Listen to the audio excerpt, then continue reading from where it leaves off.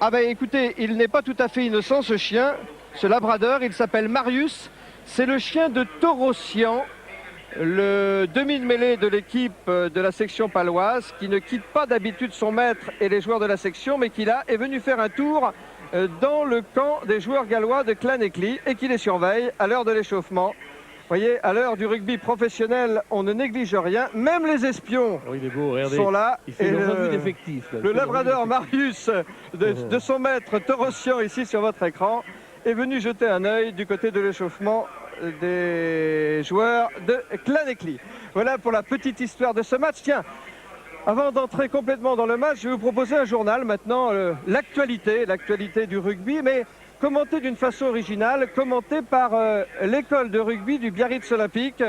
Eh bien, cette actualité du rugby, c'est une séquence que vous proposera régulièrement Thierry Blanco. La parole est donc aux jeunes de la section du Biarritz Olympique et grâce à la collaboration efficace de Michel Selaya. Vous avez choisi de venir à l'école de rugby pour devenir comme les grands joueurs professionnels? Oui. Oh non, pour m'amuser comme ça. Moi aussi. Vous trouvez que c'est bien qu'ils soient professionnels les joueurs aujourd'hui? Oui, ça, le rugby comme ça, comme le foot, eh ben, ça devient plus grand. Le foot, ils sont plus payés et pas assez le rugby. Moi, je trouve qu'ils devraient payer plus le rugby que le foot. On ne peut pas dire que par rapport au foot, c'est bien, quoi. Mais le foot est trop payé, le rugby, ça dépend des cas. Est-ce que vous trouvez que les joueurs de rugby aujourd'hui gagnent beaucoup trop d'argent? Ouais, beaucoup trop, ouais. Oui, beaucoup. Ah bon, et pourquoi? Parce que même quand ils perdent des matchs, quoi, ils en gagnent. Qu'est-ce que vous pensez du retour de Jonah Lomu? Ça va faire du mal à l'équipe de France. Hein. Ouais. Mais c'est pas très sérieux parce qu'il avait quand même mal. Puis il rejoue, il a quand même mal un peu. Ouais, donc il devrait attendre un peu. Oui, je pense. Vous avez regardé les matchs de Coupe d'Europe du début? Vous trouvez qu'il y a beaucoup de spectacles? Il faudrait qu'il y ait plus d'ouverture, quoi, des trucs comme ça. Parce que de bagarre. Parce que Biarritz contre Toulouse, c'était pas génial. Hein. Ah bon? Non. C'était chaud. Faudrait que les arbitres Toulouse, soient ils ont meilleurs gagné. aussi. Hein. Parce que le drop, il y était pas. Je suis Moi, c'est désolée. l'équipe que j'aime. Ah, voilà. Et que les arbitres, ils regardent mieux, quoi, quand il y a les drops. Hein. Ouais, alors les joueurs sont pros, il faudrait que les arbitres soient professionnels aussi. Voilà. Ouais. Comment ils peuvent faire pour être meilleurs juges alors d'après vous? Il faut qu'ils regardent la télé? Apprendre quelque chose. Ils regardent plus les jours jouer. Si par exemple on leur donnait je sais pas, le droit d'accéder à la caméra vidéo, vous croyez que c'est mieux pour juger les efforts? Oui, ça serait plus lent aussi. Ça serait mieux. Quand t'es ici, Ouais, mais ça serait plus loyal. Ça vous intéresse plus que les autres le sport, le rugby en ce moment? Ouais. Pourquoi? Parce que, je sais pas, on pratique ça, on aime ça. Donc, et puis, comme c'est la saison de la Coupe d'Europe, on regarde, quoi. Les Français ont toutes leurs chances. Ouais, moi je vais pas regarder. Je vais faire mes devoirs. Voilà, c'était parole d'espoir. Les espoirs du rugby français. Chaque fois que nous le pourrons comme ça, nous vous proposerons la revue du rugby français, revue et corrigée par les écoles de rugby, avec la pertinence et le franc-parler souvent des jeunes, de ceux qui feront l'équipe de France de demain. Voilà, nous allons revenir maintenant à ce match de Coupe d'Europe entre la section paloise et le club gallois de Clanecly. Au sein de la section paloise, un grand absent aujourd'hui. Il s'agit du deuxième ligne Thierry Cléda. Il est absent sur le terrain, mais il est présent au bord du terrain en compagnie de Jean Bayou. Oui, c'est vrai, c'est le grand absent de ce match de Coupe d'Europe, Thierry Cléda, pour la bonne et simple raison. Il est victime d'une rupture partielle du ligament externe du genou gauche. Vous le voyez d'ailleurs, il porte une attelle. Thierry, tout d'abord, quelques nouvelles de ce genou. Vous comptez reprendre quand? Dans à peu près un mois en fait, mais on a un petit peu tardé pour soigner le genou. On s'est rendu compte de cette rupture il y a seulement hier. Et donc ça remet la reprise des matchs à un mois en fait. Alors vous allez observer vos camarades aujourd'hui. Ce match, quand même, il a une saveur particulière pour la section. Il a une saveur particulière dans la mesure où l'année dernière on a déjà rencontré cette équipe de Clanecly et on avait éprouvé beaucoup de difficultés à les jouer. Bon, cette fois-ci on est à la maison, même si ce sont des conditions galloises, quoi. Il pleut, on dit, mais je pense qu'il va falloir s'adapter. Le rugby c'est un sport où il faut s'adapter avant tout, montrer qu'on est à la maison et je pense que ça va bien se passer. J'ai toute confiance en mes coéquipiers. Je vous ai vu justement dans les vestiaires auprès d'eux pendant qu'ils se préparaient, pendant qu'ils rentraient dans ce match. Ils sont comment, sereins selon vous? Ils sont sereins, bon, ils ont un peu la pression qui monte quand même, parce que bon, il y a toujours l'enjeu qui est là. Et il faut absolument gagner avec le plus grand écart possible, parce qu'il y a un match retour et au décompte final, ce sera important. Mais bon, ils étaient quand même sereins, ça sert à rien de se faire monter trop la pression, je pense, sinon on perd un peu ses moyens. Donc je pense qu'ils sont prêts pour faire du jeu et il s'est arrêté de pleuvoir, je crois que les conditions vont être bien là ce soir. Merci Thierry et puis bonne rééducation surtout. Thierry Cléda absent aujourd'hui, c'est une grosse perte pour la section paloise parce que Pierre Albadéjo, il faut le rappeler, Thierry Cléda a été une des révélations de l'équipe de France en tournée cet été en Australie. Il s'est révélé notamment au poste de flanqueur d'ailleurs. En tout cas pour la section paloise, c'est un pépin. Ah oui, c'est même plus que le grand joueur qui va leur manquer. Je pense que c'est surtout l'intelligence dans le jeu, la façon de mener l'équipe. Il est un leader né. Et il a fait l'an dernier une saison assez époustouflante de la preuve puisqu'il a intégré l'équipe de France pour aller en tournée en Australie. Ce n'était pas un cadeau qu'on lui faisait, c'est parce qu'il avait gagné sa place. Et c'est vrai que l'absence de Cléda risque de peser dans le collectif de Pau. Et quand on connaît ce que représente le collectif à la section paloise, alors on ne peut que regretter l'absence de ce grand joueur. Dans les vestiaires de la section paloise que vous venez de voir, et je le dénonce, un dégonflé.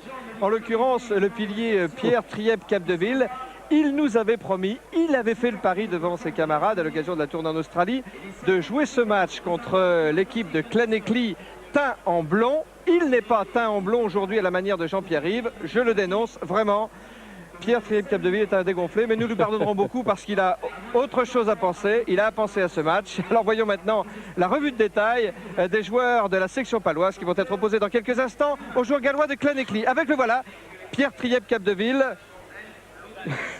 au poste de pilier, Joël Ray le capitaine au poste de talonneur et Jean-Michel Gonzalez au poste de pilier. La deuxième ligne est composée de Alain Laguarde et de Thierry Mentière. Alors que la troisième ligne est composée du néerlandais Scott Keith, de Nicolas Baquet, qui avait été expulsé l'an passé à Clanecly, et de Franck Rolles, qui effectue son retour aujourd'hui.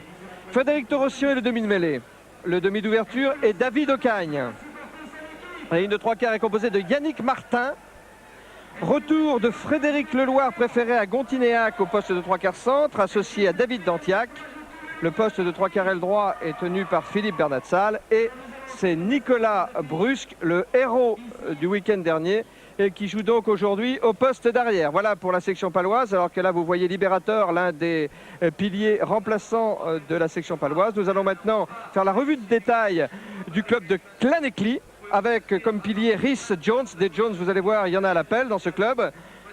Le capitaine et talonneur est Robin McBride. L'autre pilier s'appelle Hugh Williams-Jones. Deuxième ligne, Stephen Ford. Et le deuxième ligne international, Michael Voyle. Troisième ligne internationale, Andrew Gibbs. Iwan Jones, qui avait été expulsé contre Pau l'an dernier. Et troisième ligne centre, Chris Wyatt, spécialiste de rugby à 7. Rupert Moon, demi-mêlée international, associé à Frano Botica, international. Craig Warlow, qui remplace aujourd'hui le titulaire. Matthew Wintle au centre, associé à Neil Boubière, international. Ailier de circonstance aujourd'hui, Aled Thomas pour cause de blessure du titulaire, alors que le poste d'arrière est détenu cet après-midi par Stephen Jones. Alors que vous voyez Jenkins, l'entraîneur des Scarlets, on les appelle les Scarlets, les Rouges de Clanecly, en difficulté, le club de Clanecly qui s'est classé 3e du championnat du Pays de Galles l'an passé, en difficulté sur le plan financier. Alors je vous raconte les malheurs de Clanecly, qui fait des débuts difficiles dans le système professionnel, mais ce club n'est pas le seul, hélas. Clanecly a d'abord dû vendre son terrain. Il était propriétaire de son stade. Il l'a vendu à la fédération galloise pour se faire un peu de sous, mais ce n'était pas suffisant. Alors Clanecly a vendu également son international Ian Evans, sa vedette. Clanecly a vendu ce joueur au club anglais de Bath. Clanecly essaie maintenant de vendre des actions, mais ça ne marche pas bien. Bref, ça va pas bien du tout pour Clanecly, alors que Jean Abeillou se trouve en compagnie de l'un des entraîneurs de la section paloise, en l'occurrence l'État, l'entraîneur des lignes arrières. Quelles ont été les dernières consignes juste avant de rentrer sur le... On a donné trop de consignes, je crois que les joueurs ont le match vraiment dans la tête là, et tout a été dit dans la semaine. Je crois que les joueurs ont à cœur de prouver que les dernières péripéties, les derniers matchs n'étaient qu'un accident. Je crois qu'avec tout le volume de travail qui est fait, les garçons ont envie aujourd'hui, un esprit de revanche. Ils vont aller au fond d'eux-mêmes. Merci. Au fond d'eux-mêmes, eh c'est ce qu'on attend de la section paloise qui a laissé d'abord entrer les joueurs de Clanecly et qui va à son tour entrer dans cette arène du stade du Hameau. Voilà, c'est fait. Vous entendez les applaudissements d'un public qui garnit complètement la tribune officielle, mais qui ne garnit pas la tribune d'en face. Bon, c'est vrai qu'il ne fait pas beau, peut-être problème de prix. Je rappelle au passage, juste au passage, que la semaine dernière à Leinster en Irlande, contre Toulouse, les places étaient à 30 et 50 francs. La sélection du Leinster a été battue par Toulouse, mais elle a battu hier, surprise, le club anglais de Leicester, prononcé Leicester, qui était finaliste de la Coupe d'Europe l'an passé. Voilà pour les petites précisions. Ben, nous rentrons maintenant dans le match. Je vous rappelle que l'arbitre est un Irlandais, Leo Main. Il est associé à la touche de Shane Buggy et de Yann Kervel. À ce propos, Pierre Albadejo, on peut noter la façon très particulière d'arbitrer des trios britanniques. Oui, on a eu une démonstration hier à Dax, une démonstration formidable d'arbitrage par 3 Gallois. Puissions-nous aujourd'hui voir la même chose et surtout, puissions espérer que ça se renouvelle souvent et que nous prenions école, peut-être l'arbitrage français qui est un des meilleurs arbitrages du monde. Eh bien, il faudra aussi, peut-être qu'ils progressent à travers tout ce qu'ils peuvent se dire, tous les dialogues qu'ils ont, toutes les réunions qu'ils ont, afin de faciliter le jeu. Et Dieu sait si le jeu a besoin d'être bien dirigé. Les juges de touche qui font beaucoup de prévention, qui aident évidemment le juge de terrain, mais qui aident aussi les joueurs en la circonstance. Wyatt, vous avez vu en gros plan le numéro 8 de l'équipe de Llanelli, alors que le coup d'envoi va être donné par Frano Botica, qui a porté les couleurs des All Blacks, mais qui a joué un match de Coupe du Monde dernièrement avec l'équipe de Croatie, parce que son grand-père est d'origine croate. Il a joué à 13, il a joué partout, il a joué aussi tout près d'ici, à Saint-Lary, Frano Botica. La réception de ce ballon, c'est David Ocagne pour la section paloise. Et oui, qui ne trouvera pas la touche, il trouvera un Jones, Stephen, pour être précis, qui va taper lui une chandelle. Au point de chute, il y avait du palois, mais il y avait aussi de la présence physique. Et l'arbitre, considérant qu'il a gardé la balle au sol, le palois, eh bien, il a sifflé une pénalité. C'était Kate qui était là. Première pénalité. Scott Kate, regardez-le.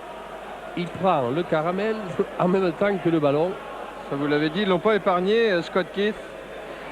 Alors que c'est une première pénalité pour Llanelli. Nous sommes dans les 22 mètres de la section paloise. Je signale au passage que Julien Moisin pour nos camarades techniciens dans les oreilles.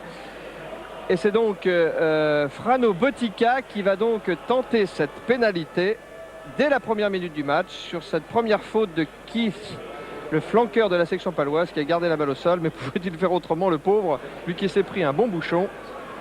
Ah là, vraiment, par Jones, l'arrière de Llanelli. Mentière, deuxième ligne de la section. Allez, alors que lui, Frano Botica, regardez la façon particulière qu'il a de taper avec la balle, la pointe en avant, on appelait ça à l'époque en torpedo. Et Frano Botica, qui aura été un des joueurs qui aura le plus marqué l'histoire dans sa génération. C'est pas bien de la part du public de Pau de siffler. Non, pas du tout, mais lui, il aura bien la monnaie de la pièce en réussissant cette pénalité. C'est la première minute du match. Pénalité réussie par Frano Botica malgré les sifflets du public. 3-0 pour Llanelli contre Pau. Encouragez votre équipe, mais ne sifflez pas l'adversaire. Et oui, encouragez les vôtres et respectez les autres. Mise en jeu.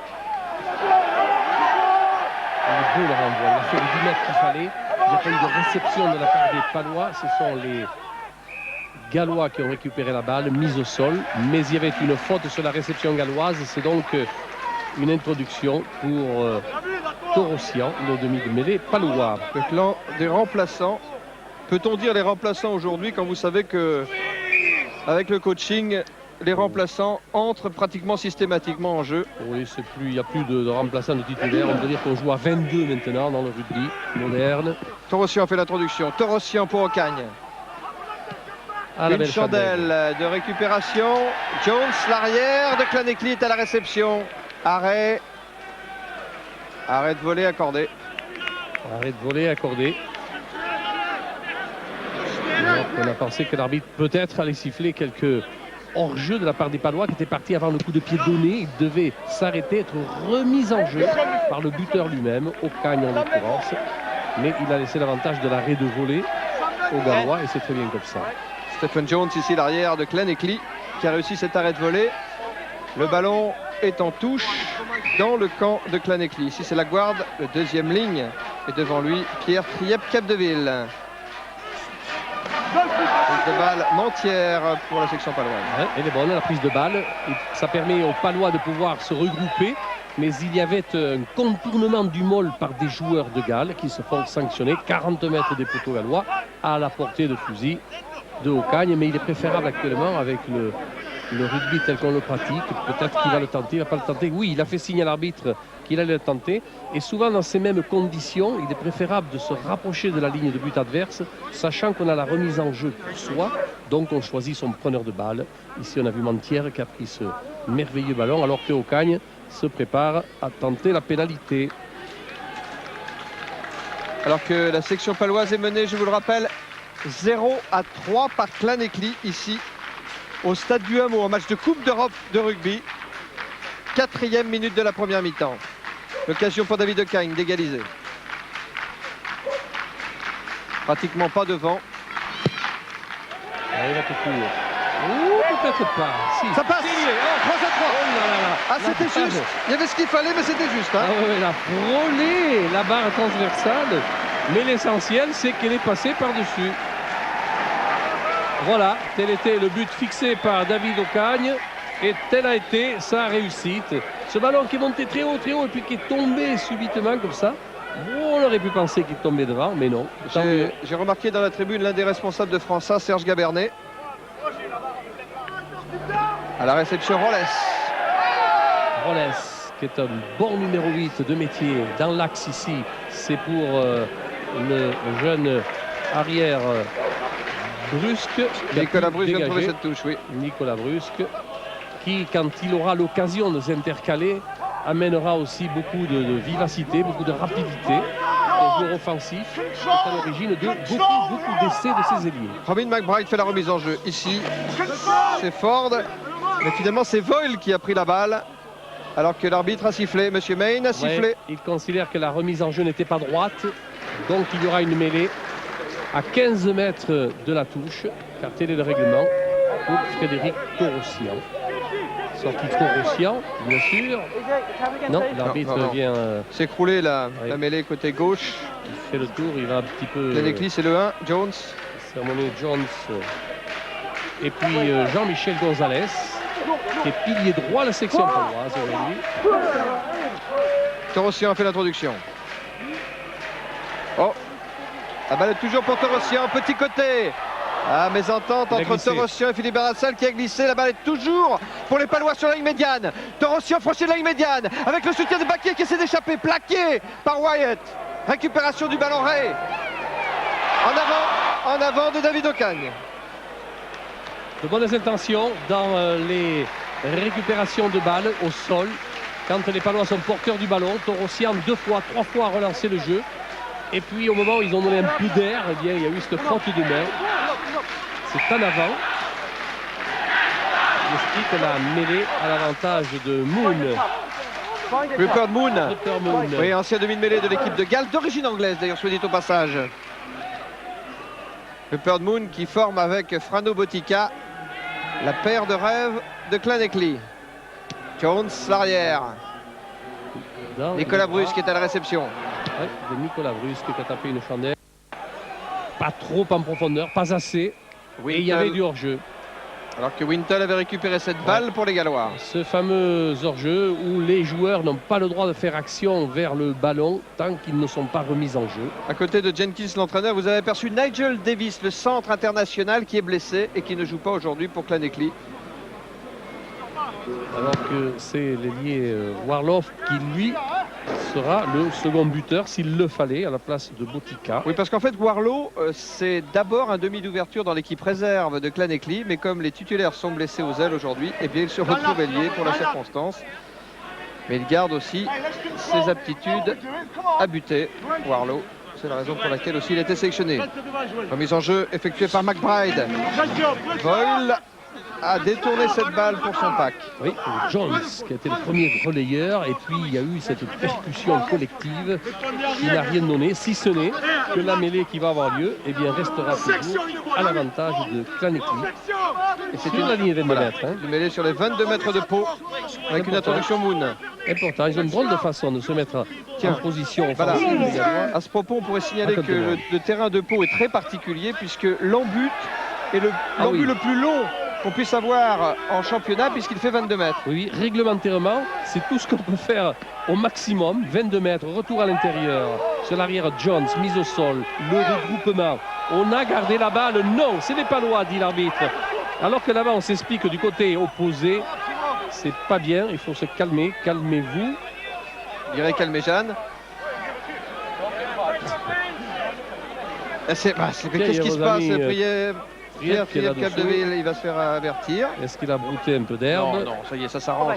Non, ça va aller. Ouais, c'était un mano à mano entre Pierre Triep Capdeville et le capitaine gallois. Là, mon cher, il y a un dialogue entre l'arbitre de touche et l'arbitre du jeu. Alors, est-ce qu'il va inverser la pénalité? Puisque tout à l'heure, il y avait une pénalité pratiquement devant les poteaux de Pau. Alors, si jamais c'est un méchant gallois qui est à l'origine de cette petite bagarre, eh bien, il va retourner la pénalité. Je trouve qu'il y a beaucoup trop d'explications parce que les arbitres en prennent un peu à le RRD. Et j'ai vu ça et ceci. C'est le 3. Le numéro 3 de chez qui? C'est le 3 qui va se faire pénaliser. Ah, le gallois, il appelle. Le gallois, alors que l'interprète, entre guillemets, Scott Kate, lui vient. Évidemment, Scott Keith, le néo-zélandais de l'équipe de la section paloise, joue les interprètes. Et c'est Jean-Michel Gonzalez, puis Pierre Triep Capdeville. Et puis William Jones qui prennent un avertissement. Un avertissement sans frais pour l'instant. Oui, mais il a l'air de revenir à l'endroit où il a donné la pénalité aux Gallois. Donc il justifie la pénalité. La première décision était la bonne. C'est malheureux qu'il ait fallu 1 minute pour en arriver là. Le problème, c'est qu'on a perdu 1 minute dans cette affaire. Voilà. Alors qu'on fait la guerre au temps mort dans le rugby. Et c'est une nécessité. Le premier coup de poing qui est parti, c'est Hugh Williams, le pilier international de Claneckley. Oui, mais c'est Pau qui s'est fait pénaliser. Il n'a pas pour autant retourné la pénalité, l'arbitre. Allez. Pénalité face au poteau. Frano Botica sur la ligne des 22 mètres. Pas de vent, c'est dans ses cordes, largement. Oui, à l'époque, pour ceux qui ont pu taper dans un ballon de rugby, eh bien, c'est quand on tapait de loin pour ne pas lever la balle qu'on la mettait en cette position. Lui, Frano Botica n'a rien changé de loin ou de près. La position du ballon est la même et la réussite est là. À la 10e minute du match, et voilà que Clanecley reprend l'avantage au score. Pénalité réussie par Frano Botica. Clanecley 6. Pau 3. Ben voilà une explication qui coûte cher. Alors que David O'Kane va faire le renvoi. Jones, le flanqueur de Clanecley. La balle a touché l'arbitre. Il va faire rejouer le renvoi au centre. Je pense pas qu'il fasse faire une mêlée. Non. Non. Il est quand même le maître du jeu. Ah oui, il a perturbé le jeu. C'est vrai que dans le cours du jeu, si l'arbitre avait touché la balle, il aurait fait faire une mêlée, rendant le ballon au Palois. Mais sur le coup d'envoi, il peut se permettre de faire retaper celui-ci. Alors, que va faire David O'Kane? Oui, il a changé complètement. Il cherche les avants. Il a été placé son ballon. Oui, prise de balle Ray. Mauvais contrôle sur les 22 mètres de Clanecley. Intervention de l'arbitre. Avec un en avant Palois, il y aura une mêlée à l'avantage des Gallois. De Clanecley. Une introduction de la balle par Rupert Moon. Oui, il est glissant, fait remarquer Joël Ray, le capitaine, ce ballon. Attention. Va-t-il... Attention, pas de risque. Il ne faut pas pousser avant l'introduction de la balle non plus. Moon fait l'introduction. Cette mêlée sur la ligne des 22 mètres gallois. M. Main fait relever. Il est très inquiet, M. Luneau, l'entraîneur palois, sur la ligne des 22 mètres. Réintroduction de Moon. Sortie galloise. Moon, par-dessus sa mêlée, cherche une touche. Brusque à la réception de ce ballon. Qui reste dans l'air de jeu. Bernard Salle le récupère sur les 22 mètres. Ah, c'est un ballon de récupération pour Jones. L'air de Clanecley. Jones avec Botica. Botica avec le soutien de Wyatt qui arrive sur les 22 mètres de la section paloise. Le ballon toujours pour les Gallois. Charge de Bride.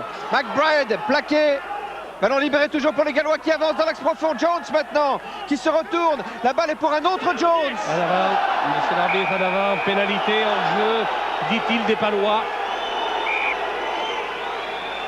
Le président Labourdette, que vous venez de voir en gros plan dans les tribunes de la section. Repénalité contre les Palois. Et encore une pénalité bien placée.